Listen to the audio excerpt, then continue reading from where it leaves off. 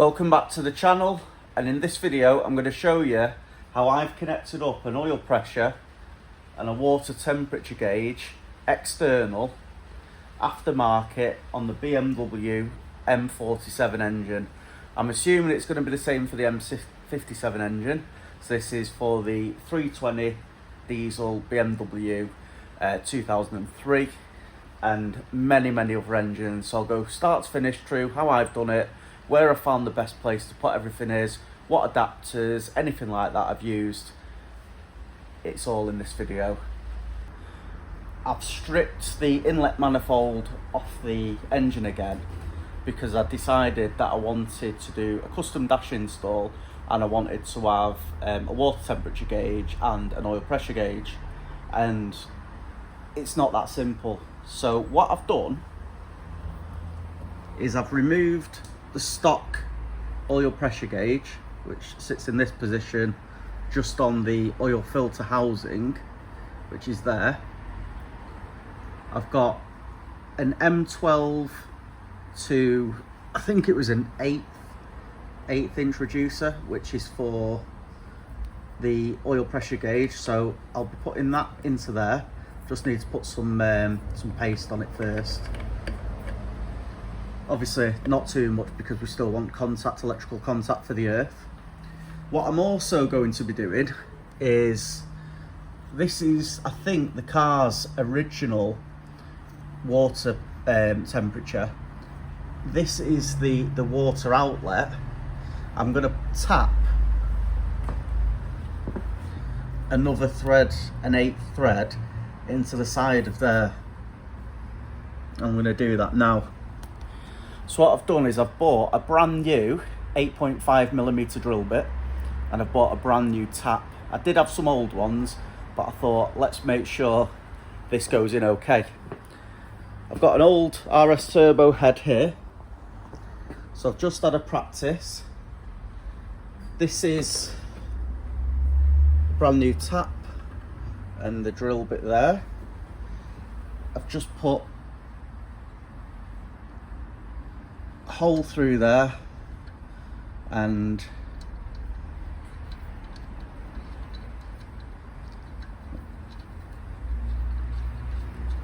as you can see, it fits in quite nicely. Though I did drill it at a little bit of an angle, I must admit. So you have to be a little bit more steady with the drill. Ideally, the drill bit size, rather than 8.5mm, needed to be a tiny bit smaller, around about 8.4. But I have tested this, it does tighten up, so we shouldn't have any problems there. So I'm going to crack on, get that hole drilled and get it tapped. So what I've done is I've stripped away the wiring loom that sits around this area and the glow plugs, so that I can get some decent access.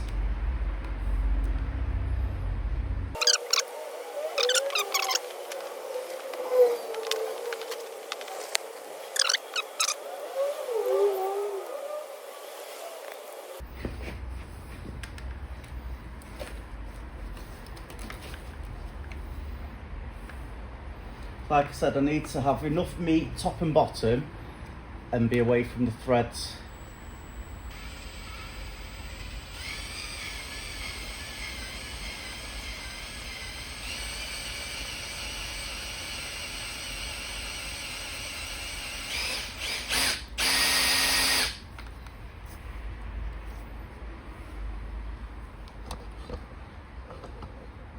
That's where we're looking at.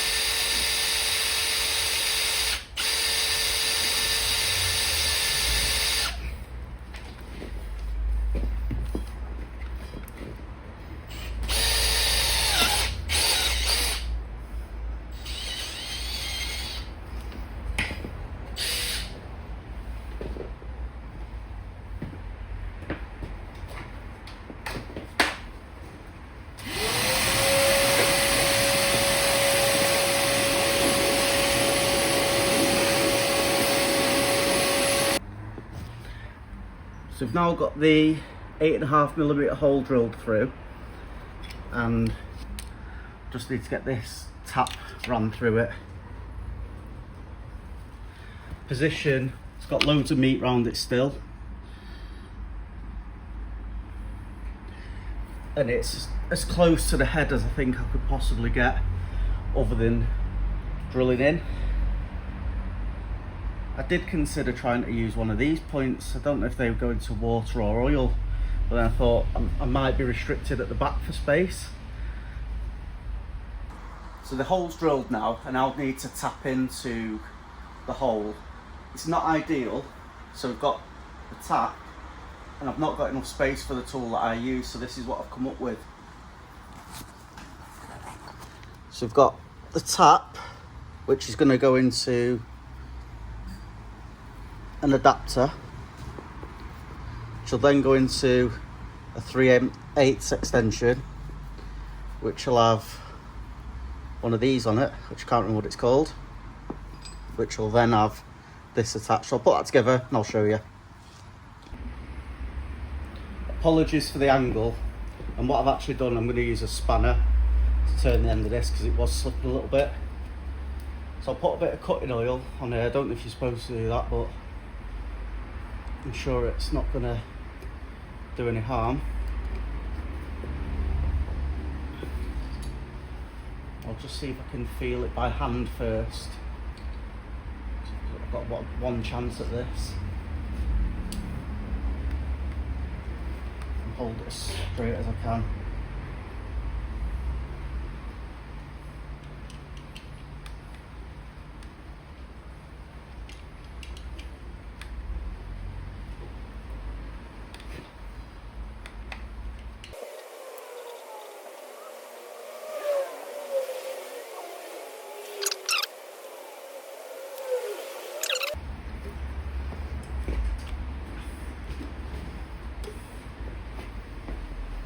Right, so we're all the way through now. Let's wind it back out. See, I've just put a bit of cutting oil on it. I'm going to fire up the compressor and I'll just blow out all of this.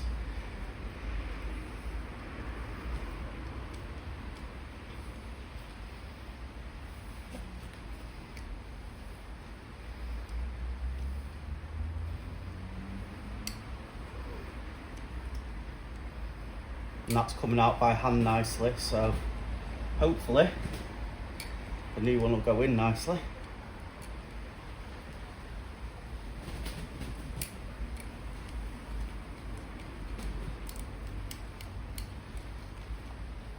Thread looks good.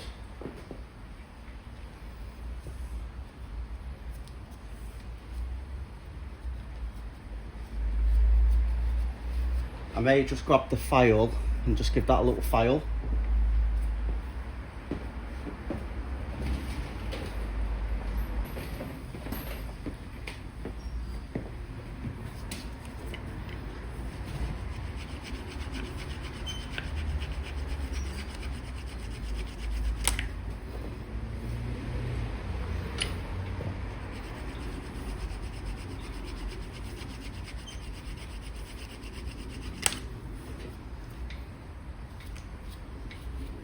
It's not far off flat actually anyway. A couple more strokes.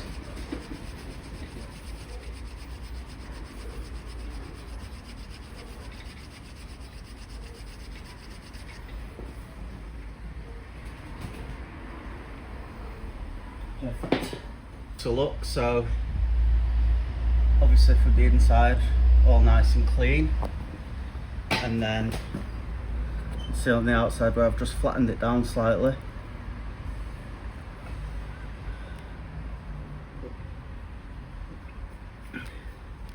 Don't think I'm going to be able to hold this right. Tell you what, if I put it there,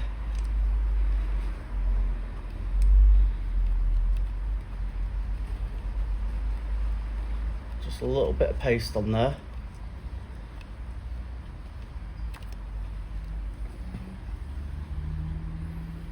And that's where it sits, so I'm happy enough with that.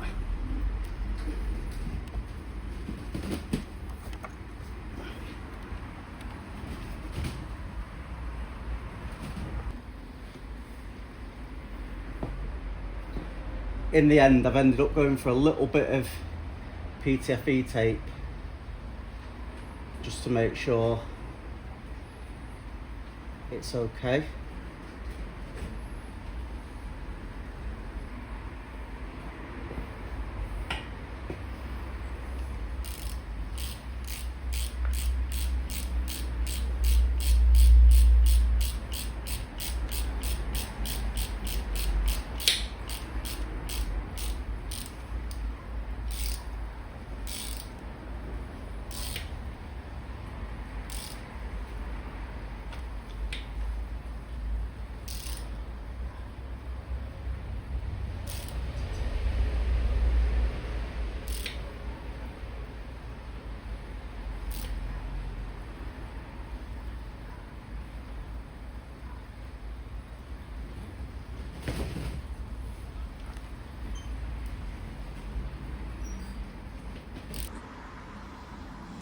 So we've got the oil pressure switch now on, and I've used PTFE just to make sure it's okay.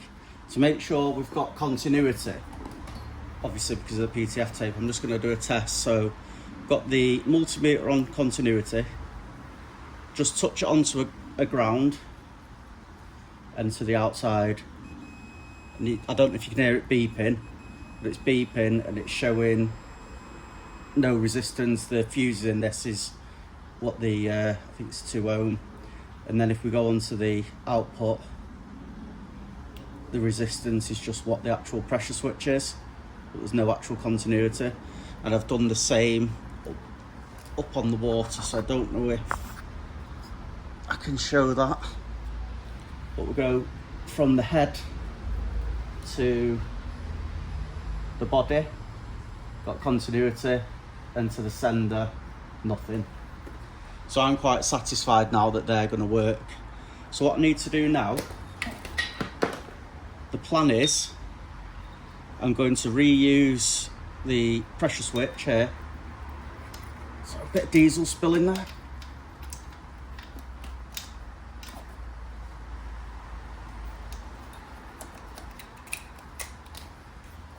This is why you wear gloves, Nick. Right. So I'm going to reuse this switch. So what I need to do is put my multimeter into there, and then we're going to have to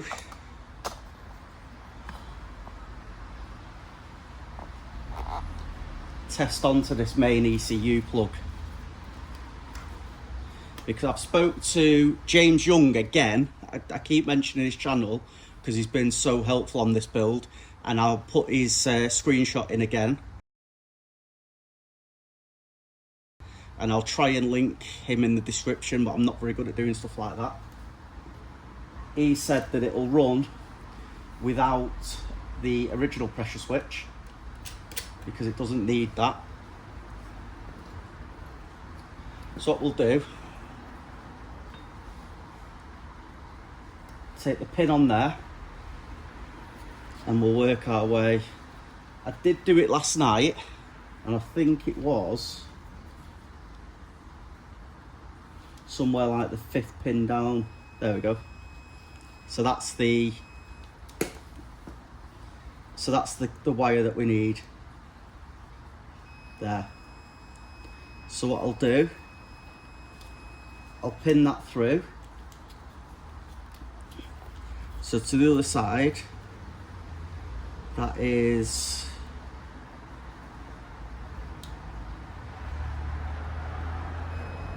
that one there. So that is brown with a green stripe, which is this one. So we can always make that up again, and then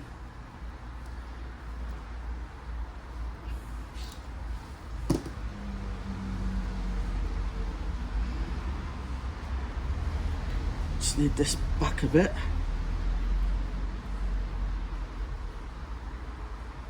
Is it that one? No. That one. There we go. Because what we need to do is send this to these plugs, and I think I've got a spare on one of these. I just need to weigh up on the loom, but I think one of these is spare on at least one of these here, so I can use that to get back into the car with just a small extension. But what we'll do first, let's just make sure this is right. So that one's great, that one's working. So I'll snip the end off this. Again, I'll leave enough just in case anything happens. I'll leave that together with the original sensor.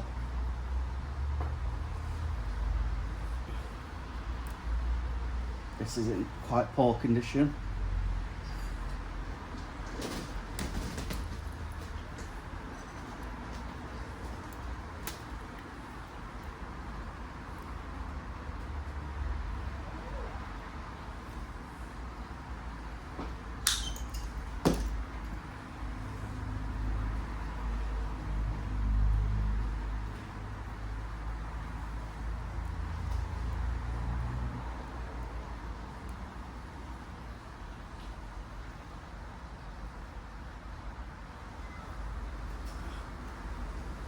Back on to protect the cable, hopefully.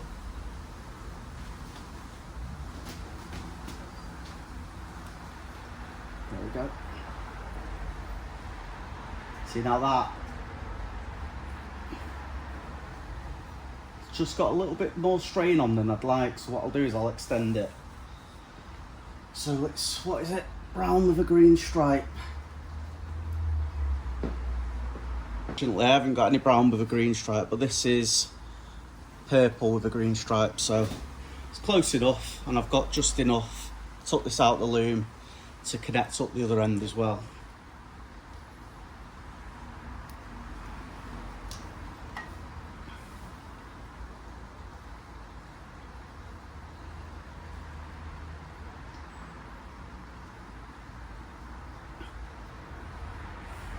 So let's go and get the soldering iron. What I'll do, I'll solder this up, heat shrink it all up, and then we'll put a crimp on the end to connect up to the switch.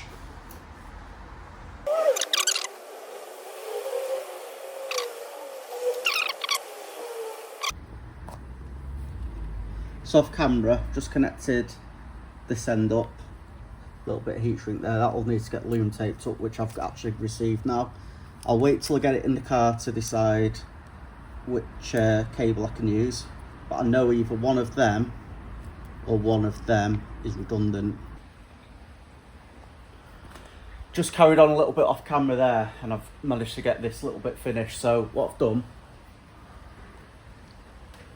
I have added a wire onto my new water temperature. It goes across into this loom, through there, and then it just comes out here, ready for when I connect up this once it's in the engine. I have got some spare cables, but I'll wait till that's in the car before I join this up, because I don't want to make any mistakes. I've ordered up a new one of them. Again, James Young giving me advice again, said they quite often break, so I've ordered a new one of them. Oil pressure switch, as we saw before, that's ready. Looks relatively factory still.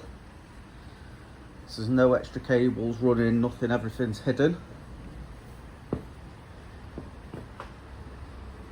Right, thanks a lot for watching. That's the end of this video.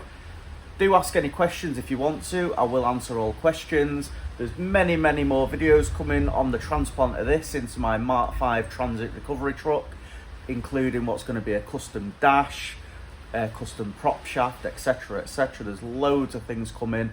So stay subscribed, and I'll see you on the next one.